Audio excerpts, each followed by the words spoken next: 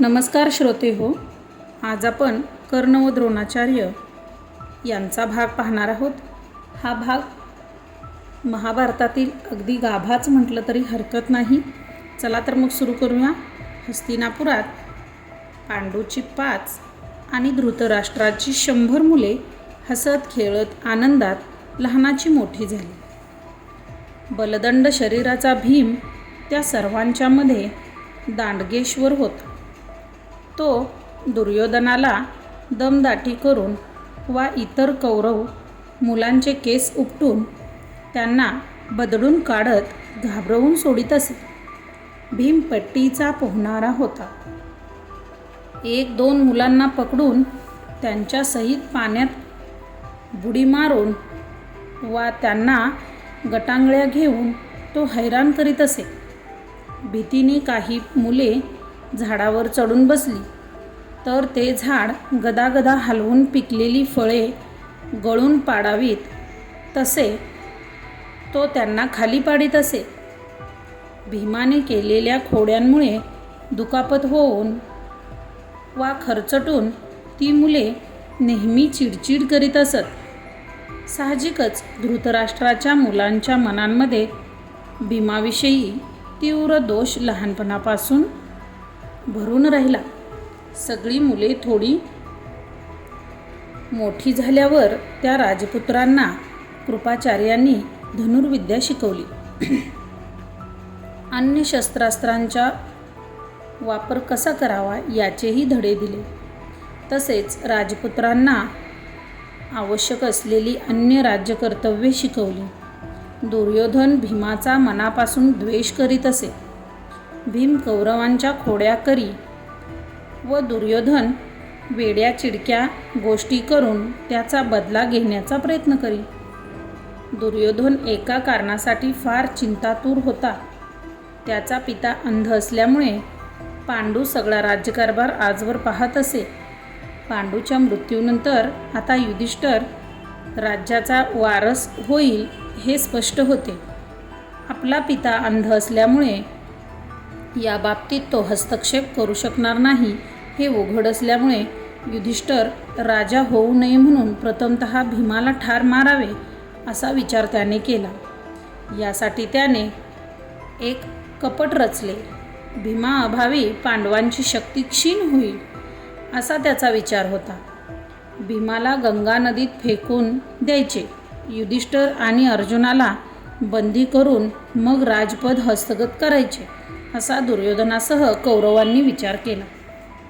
एके दिवशी कौरव व पांडव गंगा नदीत पोहण्यासाठी गेले होते. पोहून झाल्यावर दमले भागलेले सर्वजण आपापल्या तंबूत परतले. अर्थात सगळ्यात जास्त पोहल्यामुळे भीम अधिक दमला होता. त्याच्या अन्नात कौरवांनी नकळत विष मिसळले. ते सेवन केल्यामुळे त्याला ग्लानी आली आणि तो गंगेच्या काठावरच झोपून गेला. मग दुर्योधनाने त्याला नदीकाठच्या वेलींनी जखडून गंगा नदीत फेकून दिले. ज्या ठिकाणी त्याला फेकायचे ठरले होते तेथे दुष्ट दुर्योधनाने अनकुचीदार खिळे आधीच पसरवले होते. त्यावर भीम पडल्यावर त्याला सुळावर चढवल्यासारखे होऊन तो मरेल असा त्याचा होरा होता. सुदैवाने भीम भलत्याच ठिकाणी फेकला गेला आणि पाण्यातल्या विषारी सापांनी त्याला दंश केले. परंतु त्यामुळे भीमाच्या शरीरात अन्नातून गेलेल्या आधीच्या विषाला उतारा पडून भीम वाहत वाहत खाली किनाऱ्याला लागला. भीम वाचला. सुळावर फेकला गेल्यामुळे व विषारी सापांनी दंश केल्यामुळे भीम मेला असेल या समजुतीने आनंदित झालेला दुर्योधन व त्याचे इतर भाऊ आनंदोत्सव करीतच नगरीकडे परतले. भीम कोठे आहे असा प्रश्न युधिष्ठिरने दुर्योधनाला विचारताच भीम आमच्या आधीच नगरीकडे परतला असे त्याने उत्तर दिले. भीम आला की नाही म्हणून युधिष्ठिराने घरी पोहोचताच आपल्या आईकडे चौकशी केली. तो अद्यापि परतला नाही हे समजताच युधिष्ठिर चिंताग्रस्त झाला. मग आपल्या भावांना घेऊन तो पुन्हा गंगेकाठच्या अरण्यात गेला. येथे त्यांनी भीमाला खूप शोधले, पण भीम सापडला नाही. मग मात्र यामागे दुर्योधनाचे कारस्थान असले पाहिजे या संशयाने दुःखमग्न झालेले पांडव नगरीकडे परत फिरले. इकडे थोड्या वेळात भीमाला जाग आली. थकला भागलेला भीम मंद पावले टाकीत मोठ्या कष्टाने नगरीकडे परतला. त्याला पाहताच अत्यानंदाने कुंती व युधिष्ठिराने त्याला मिठीच मारली. त्याच्या शरीरात भिनलेल्या विषप्रयोगाने तावून सुलाखून निघालेला भीम आता अधिकच बलवान झाला होता. मग कुंतीने विदुराला बोलावून घेतले. एकांतात त्याची भेट घेऊन ती म्हणाली, दुर्योधन दृष्ट आणि क्रूर आहे. आपल्यालाच राजपद मिळावं या लालसेनं पेटलेल्या दुर्योधनानं भीमाला ठार मारण्याचा प्रयत्न केला. मी त्यामुळं अत्यंत चिंतातूर झाले आहे. विदुराने उत्तर दिले, तू म्हणते आहेस ते खरं आहे, पण हे सगळं आपल्या मनातच ठेव. त्याचा गाजावाजा झाला तर दुर्योधनाचा राग आणि द्वेष आणखीनच भडकेल. पांडवांना दीर्घायुष्य लाभेल हे निश्चितच, म्हणून तू मुळीच काळजी करू नकोस. युधिष्ठिराने भीमालाही ताकीद दिली की जे झालं त्याचा बभ्रा करू नकोस, पण आपण एकमेकांना सांभाळून राहिलं पाहिजे. भीमाला परतलेला पाहून दुर्योधन आश्चर्यचकित झाला. त्याचा मत्सर द्वेष अधिकच भडकला. क्रुद्ध होऊन त्याने दीर्घ उसासा टाकला. पुढचा भाग आहे कर्ण. आता आपण व्यक्तिपरिचय पाहूया. त्यामध्ये कर्ण आहे. राजा धृतराष्ट्र आणि पांडू हे कुरुकुलातील क्षत्रिय वंशाचे होते. पांडूचे 5 पुत्र पांडव म्हणून ओळखले जात. धृतराष्ट्र आणि गांधारीचे 100 पुत्र कौरव या संज्ञेने एव्हाना प्रसिद्ध झाले होते. या सर्वच राजपुत्रांना म्हणजेच पांडवांना आणि कौरवांना शस्त्रविद्येचे शिक्षण प्रथमतः कृप व त्यानंतर द्रोणांनी दिले. एके दिवशी या कुमारांची शस्त्रास्त्रे चालवण्यासाठी परीक्षा घेण्यासाठी व त्यांचे प्रावीण्य पाहण्यासाठी राज्यघराण्यातील कुटुंबियांना या आचार्यांनी निमंत्रित केले. राजपुत्राचे शस्त्रविद्येतील कसब पाहण्यासाठी प्रजाजनांनाही प्रवेश होता. साहजिकच हा कार्यक्रम पाहण्यासाठी मोठा जनसमुदाय उत्साहाने उपस्थित होता. शस्त्रास्त्रे चालवण्यातील अर्जुनाचे अचाट कौशल्य पाहून सगळ्या आश्चर्यचकित प्रजाजनांनी त्यांचे मनपूर्वक कौतुक केले. मात्र त्याचे कसब पाहून मत्सर व द्वेषामुळे दुर्योधनाच्या कपाळावर आट्या पडल्या. दिवस मावळतीकडे चालला होता आणि अकस्मात दंड थोपटीत स्पर्धेचे आव्हान देणारा मेघगर्जनेसारखा घनगंभीर आवाज मल्लभूमीच्या प्रवेशद्वारातून सर्वांच्या कानी पडला. सगळ्यांच्या नजरा तिकडं वळल्या. तेव्हा दैवी कांती असलेला तेजपुंज तगडी व्यक्ती गर्दीतून वाट काढत आलेली दिसली. भीतियुक्त आदराने त्यास वाट करून देण्यासाठी गर्दी दुभंगत गेली. त्याने सर्वांच्याकडे थोड्याशा गर्वानेच नजर फिरवली. जाता जाता कृपाचार्य व द्रोणाला उद्धत अभिवादन करून तो तडक अर्जुनापुढे जाऊन उभा ठाकला. पांडव व कर्ण एकाच रक्ताच्या नात्याचे होते, तरी दैवगतीमुळे व दोघांच्या अनभिज्ञतेमुळे व ते एकमेकांपासून दुरावले होते. आणि आता तर ते स्पर्धेसाठी एकमेकांसमोर उभे ठाकले होते. आपल्या घनगंभीर व गडगडाटासारख्या आवाजात कर्ण अर्जुनाला म्हणाला, तू इथं जे कौशल्य दाखवलं आहेस त्यापेक्षा अधिक कौशल्य मी सहज दाखवेन. द्रोणाचार्यांची परवानगी न घेताच अर्जुनाने सादर केलेल्या अचाट कृत्याची पुनरावृत्ती कर्णाने अगदी सहज करून दाखवली. ते पाहून दुर्योधनाला मात्र आनंदाचे भरते आले. त्याने कर्णाला मिठीच मारली. तो हर्षाने कर्णाला उद्देशून म्हणाला, अरे शस्त्रधारी योद्धा, तुझं स्वागत असो आणि बलवत्तर दैवानंच तुला आमच्याकडे पाठवलं म्हणायचं. मी स्वतः आणि कुरुकुलाचं राज्य आता तुझ्याच अधिपत्याखाली आहे असं समज. कर्ण उत्तरला, राजा, माझं नाव कर्ण. मला फक्त 2 गोष्टींची अपेक्षा आहे, तुझं प्रेम आणि अर्जुनाबरोबर धनुर्द्वंद्व. कर्णाला पुनश्च आपल्या हृदयाशी धरून दुर्योधन म्हणाला, अरे मित्रा, माझ्या वैभवाचा तू निशंक उपभोग घे. दुर्योधनाला आनंदाचे भरते आले, तर तिकडे अर्जुनाचे हृदय त्वेषाने भरून गेले. कौरवांनी कर्णाचे स्वागत केले, त्यामुळे आपला अपमान झाला या विचाराने कर्णाकडे एक तीव्र दृष्टिक्षेप टाकून तो कर्णाला म्हणाला, अरे कर्णा, तू तर आता माझ्या हातून मारला जाशील हे निश्चित. अनाहूतपणे येऊन मूर्खासारखी बडाई बडबड करणाऱ्याला नरक ठरलेलाच असतो. त्यावर कर्ण तुच्छतेने त्याला म्हणाला, अरे अर्जुना, हे क्रीडा संकुल केवळ तुझ्यासाठी नव्हे तर सर्वांसाठी खुले आहे. बलवानासाठी तर ते नेहमी खुले आहे. असा नियम आहे, केवळ दुर्बलच इथं शस्त्राऐवजी तोंडानं बडबड करीत असतात. म्हणून शब्दानं नव्हे तर तुझ्या बाणानं मला उत्तर दे. मग द्रोणांची परवानगी घेऊन व आपल्या बंधूंना आलिंगन देऊन द्वंद्व युद्ध करण्यासाठी अर्जुन झटपट तयार झाला. कौरव बंधूंचा निरोप घेऊन कर्णही शस्त्र हाती धरून द्वंद्व युद्धासाठी अर्जुनासमोर उभा राहिला. त्या दोघांचे पिताजी असलेल्या 2 देवता आपल्या पुत्रांना उत्तेजन करण्यासाठी व द्वंद्वाचा काय निर्णय लागतो हे पाहण्यासाठी आल्या. मेघांचा राजा इंद्र व तेजस्वी कर्णाचा उद्गाता सूर्य एकाच वेळी प्रकटले. कर्णाला पाहताच तो आपला ज्येष्ठ पुत्र आहे हे कुंतीने ओळखले. त्या धक्क्याने ती मूर्छित होऊन कोसळली. विदुराने तिच्या दासींना तिला सावरण्यास सांगितले. अल्पकाळात ती शुद्धीवर आली. दुःखाने तिची मती गुंग झाली. काय करावे हेच तिला समजेना. दोघांच्यात आता युद्ध जुंपणार हे लक्षात येताच द्वंद्वयुद्धाच्या नियमांमध्ये निपुण असलेले कृपाचार्य पुढे आले व कर्णाला उद्देशून ते म्हणाले, अर्जुन हा पांडुराजा आणि पृथा राणीचा पुत्र, कुरु कुटुंबातील नामख्यात वंशज आहे.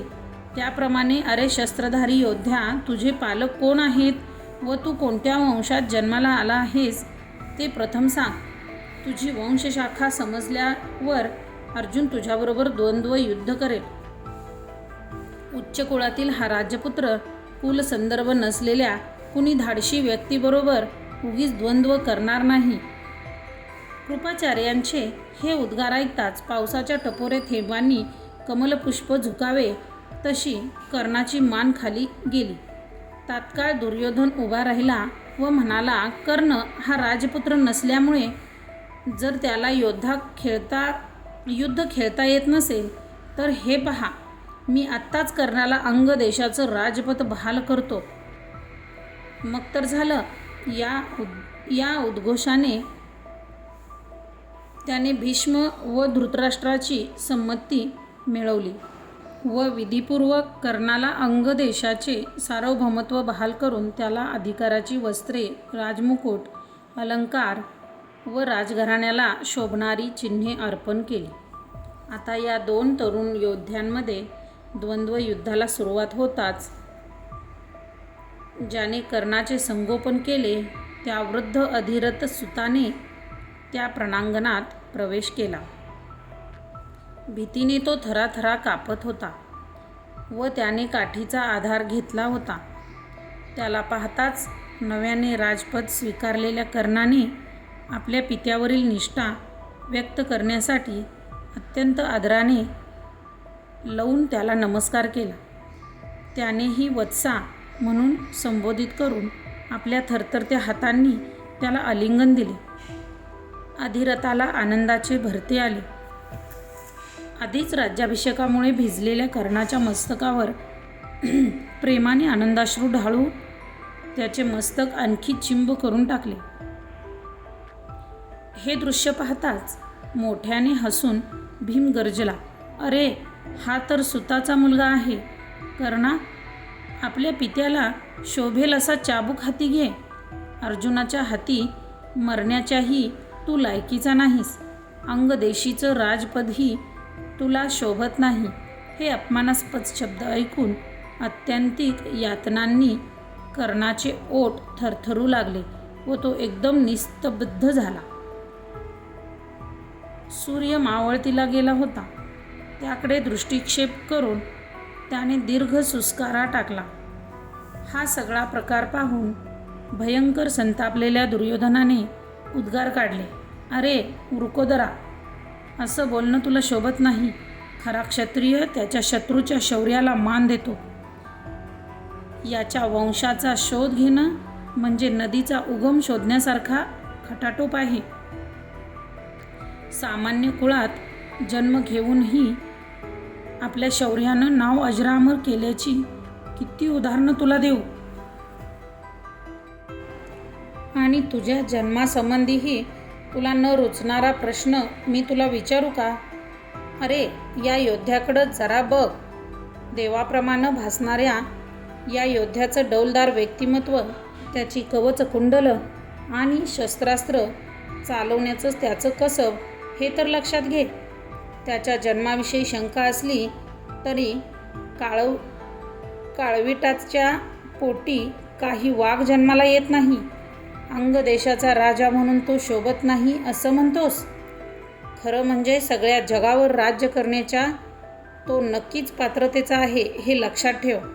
नंतर अत्यंत क्रोधाने भीमाकडे नजर फेकत दुर्योधनाने कर्णाला आपल्या रथात घेतले व तो निघून गेला. एव्हाना सूर्य मावळला व मोठा गलबला करीत प्रजाजन पांगले. जाता जाता काहीजण अर्जुनाच्या शस्त्र सामर्थ्याचे तर काही कर्णाचेही कौतुक करीत होते. दुर्योधनाच्या उदारतेचे आपल्या परीने काहीजण मूल्यमापन करीत होते. आपला मुलगा अर्जुन व हा कर्ण यांच्यात भविष्यात फार मोठी तेढ निर्माण होईल हे लक्षात येताच एका ब्राह्मणाचा वेश परिधान करून इंद्र कर्णाकडे गेला. आपल्या औदार्याबद्दल प्रसिद्ध असलेल्या कर्णाकडे त्याने त्याच्या कवचकुंडलांची भिक्षा मागितली. अशा प्रकारचा फसवणुकीचा प्रयत्न होईल हे सूर्यदेवाने स्वप्नात येऊन कर्णाला सांगितले होते. तरीही आपल्या मनस्वी उदार स्वभावाप्रमाणे त्याने या ब्राह्मणाने मागितलेली भिक्षा द्यायला होकार दिला. आपली कवचकुंडले उतरवून त्याने ती भिक्षेकऱ्याला देऊन टाकली. हे पाहून इंद्र आश्चर्यचकित झाला. तितकाच त्याला आनंदही झाला. भिक्षेला प्रसाद देऊन अशा प्रकारचे दान कर्णाशिवाय अन्य कोणीही दिले नसते. या शब्दात त्याच्या औदार्याचे कौतुक करून प्रगट होत इंद्राने ओशाळतेपणे कर्णाला प्रश्न केला, तुला कोणता वर पाहिजे ते सांग. कर्ण म्हणाला, बलाढ्य शत्रूला ठार मारू शकेल असे तुझे शक्ती हे अस्त्र मला दे. इंद्राने त्याला तसा वर दिला, पण त्याच वेळी एक महत्त्वाची अटही घातली.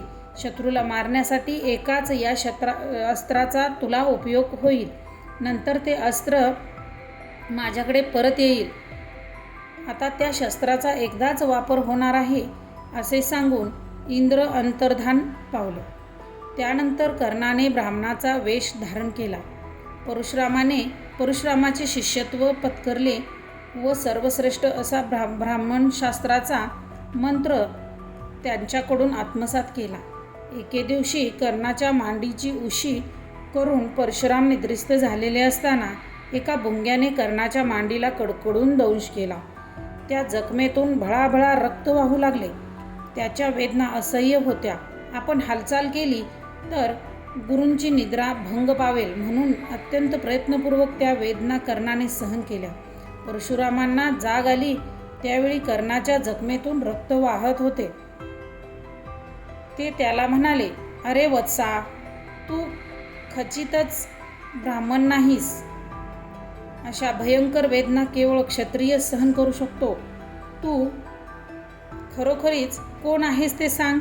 मग कर्णाने सत्यकथन केले. आपण एका सुताचा मुलगा असल्याचे सांगितले. ते ऐकताच परशुरामांनी रागाने त्याला शाप दिला. तू ज्या अर्थी आपल्या गुरुला फसवलंस त्या अर्थी अगदी शेवटच्या क्षणी तुला ब्रह्मास्त्राच्या प्रार्थनेचा मंत्र आठवणार नाही.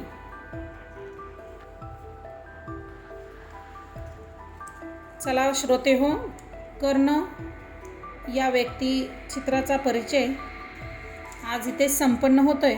पुढचे व्यक्तिचित्र आहे द्रोणाचार्य. त्याची ओळख आपण पुढच्या व्हिडिओमध्ये नक्कीच करूया.